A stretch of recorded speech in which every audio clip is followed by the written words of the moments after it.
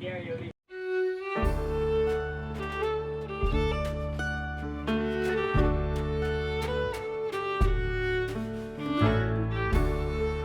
ranch originally is homesteaded back in 1898, actually, by my great-great-grandfather, and he started here.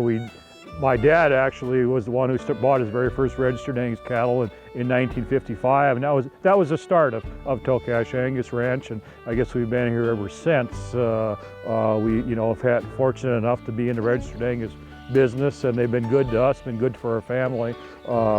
Certainly, without adding the Angus genetics to the ranch or our program, we wouldn't be here today.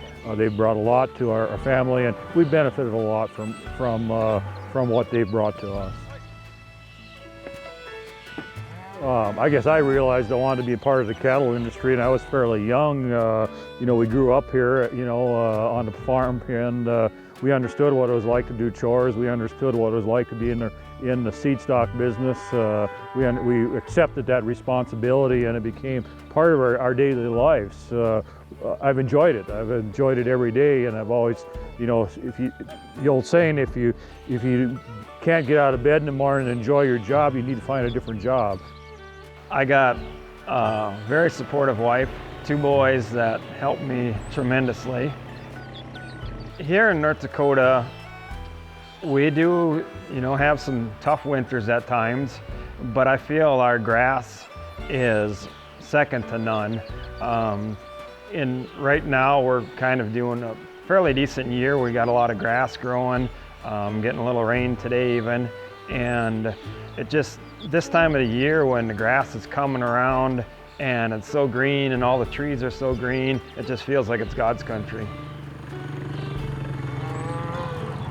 Certainly, in the seed stock business, the calving is the most exciting because you've got, the new genetics coming on the ground. You've got the new bulls you're trying out.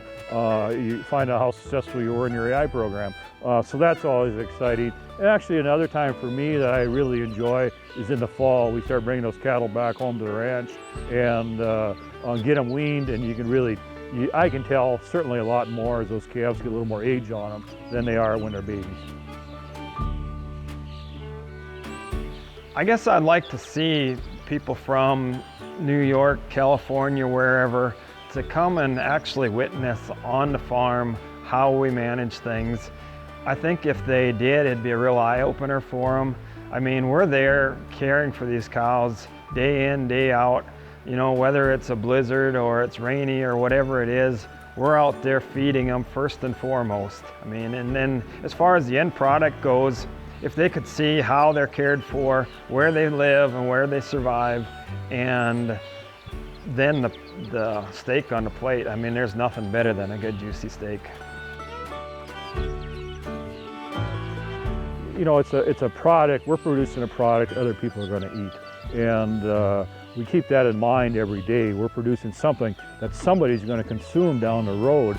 And I don't want my children or our family to eat an inferior product. I certainly don't. And I don't expect anybody else to either. So every step we take along the way has been, to make sure that we produce something quality.